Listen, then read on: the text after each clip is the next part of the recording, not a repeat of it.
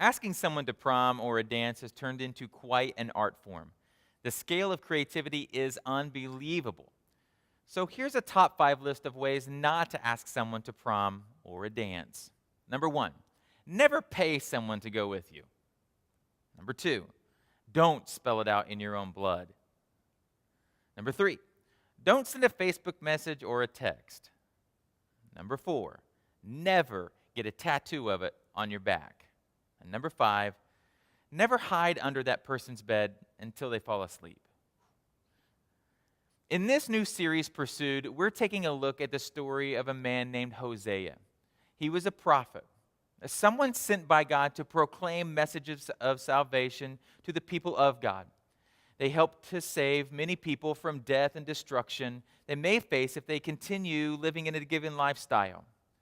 Here's what we find in the beginning of the book of Hosea. When the Lord first began speaking to Israel through Hosea, he said to him, "Go and marry." That's pretty awesome. God actually commands this preacher to go and get married. All of you freshman boys, imagine if God spoke to you right now and he says, "Hey, get up and go get a girlfriend. I've got one for you waiting right outside." You just hope it's that one girl you've had your eye on for the past few years, right? Because if it's that other girl, the one who likes you, but you don't even want to be friends with her, that's going to be super awkward and really disappointing. I bet Hosea hears these words and begins thinking about all of the creative ways he would ask someone to marry him. Maybe he'd write it in a scroll and have it read in the temple courts. Maybe he'd actually shave his request in the side of a camel. He might even use his status as a prophet and say, God told me that you are the one I'm supposed to marry. That definitely work. But Hosea wasn't really listening when God continued speaking. And God said, "Go and marry a prostitute." This will illustrate how Israel has acted like a prostitute by turning against the Lord and worshiping other gods. I know the story already sounds ridiculous, but it's going to get even crazier.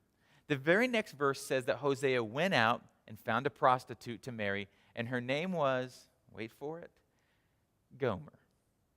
When I hear that name, Gomer, images of beauty don't flood my mind. There's never been a woman who graced the cover of magazines named Gomer. There's never been a beauty queen named Gomer. There's never been a prom queen named Gomer. Well, maybe this isn't so bad. Gomer was the daughter of Diblaim, which means 2 cakes. Awesome. Who doesn't love cake and 2 cakes? But wait, Gomer's name means corruption. So marrying Gomer is going to be like having 2 delicious cakes that contain spoiled, moldy filling. Perfect. In reality, though, the early days of their marriage were beautiful as their love blossomed. God blessed them with a son. And I'm sure Hosea and Gomer were completely filled with joy. Their family was growing and they loved each other dearly. Soon after the birth of their son, Gomer became restless and unhappy. While Hosea preached the message of God to the Israelites, Gomer began to resent Hosea, and she turned her attention in other directions. It wasn't too long before Hosea began to suspect Gomer was cheating on him. And soon, his greatest fears would be confirmed as he found out about her many affairs. Everyone knew about Gomer's affairs, and it must have been incredibly difficult for Hosea, this preacher, to escape his sadness, frustration, anger, and many emotions during this time. He pleaded with her to stop these affairs. He threatened to take away her inheritance as his bride, but she continued in her activities with her other lovers. Hosea even tried to stop her, but she was captivated by the thrill of other men. Every once in a while, Hosea would experience a break in the craziness.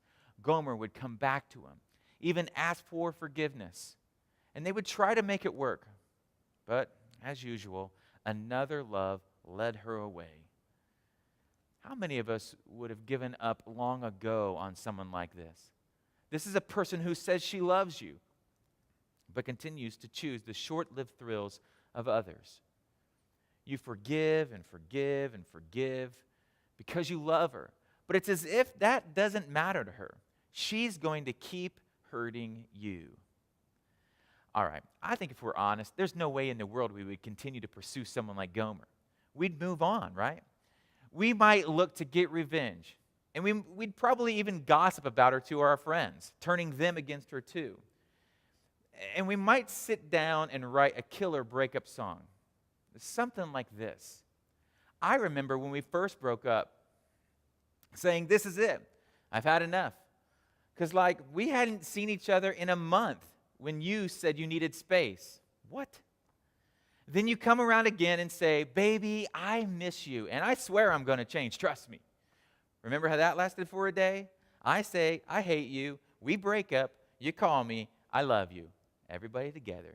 Ooh, ooh, ooh, ooh, we called it off again last night, and ooh, ooh, ooh, ooh, this time, I'm telling you, we are never, ever, ever getting back together. We are never, ever, ever getting back together. That's exactly what we would do. We would never continue to pursue this person, like ever. Look, this story is sad. This story is frustrating. But this story isn't just a story. Remember, this is the life of Hosea that is being used as an illustration of God's great love for his people. And if we replace the character names in the story of Hosea and Gomer, I think we'll see the story in a completely different light. Hosea can be replaced by God. Gomer can be replaced by us. Think about it. We were made to be by God. Look, let's think about this again. We were made by God to be in relationship with him. We were made to love him and only him. He is our provider. He is our love. He's the one, the only one, who could never love another. And he would never dream of such a thing. We, however, we are the ones who have turned our attention to other loves. We are the ones who have cheated on our true love for a quick thrill, just like Gomer. Please hear and understand this. We were created to be loved by God and to love him. Do you know the difference between a transaction and a relationship? A transaction is where two people exchange goods or services, and then it's over. There's no commitment for more. There's no emotion. There's no future. It took place, and that's it. It's gone.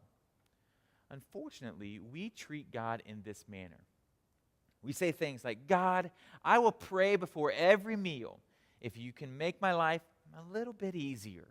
God, I promise to go to church more if you heal my sick grandma. God, I won't get drunk or have sex or look at porn or cuss too much, be mean to my sister, or make fun of people not like me, if you give me some spiritual power to pass this test. God isn't looking to complete more transactions with us. He's looking for those who are dedicated to a loving relationship with him. And he is constantly pursuing us for this relationship. Listen to these words in Hosea.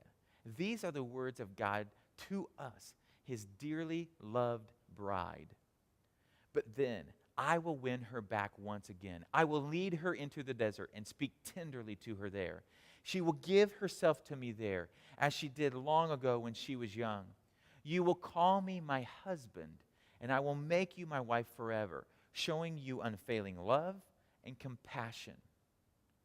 Well, let's look at this passage a little bit differently. God says that he will pursue us until we are won back to him. He will speak words of love to the secret places of our hearts. And because of his constant pursuit of us, we will fall in love with him once again. We will be in this love relationship forever. And he will never stop showing us his love. These are the words of the one who loves you and will do anything to win you back. He would do anything to be back in a relationship with you. God never stops pursuing us because we are created for this relationship with him. And he did the only thing it would take to win us back. He gave up his son Jesus to die for us. He allowed Jesus to take the blame for the times we turn to other loves. He allowed Jesus to take the blame for our sins. our lust, our selfishness, our hatred, our sexual sins, our drunkenness, our love of stuff, and our pride, all of it. He allowed all of our unfaithfulness to be upon his blameless, perfect Son. Right at this very moment, God is pursuing you because of this. He created you to be in a relationship with him. He will never stop pursuing you. Today, I want to encourage all of us to acknowledge the direction in which we are heading. Are we growing closer to God or closer to the other loves? If you're cheating on your relationship with God, take some time to confess of your cheating. Allow him to wrap his faithful arms of love around you. If you're conducting business with God, take steps to love him with all you've got.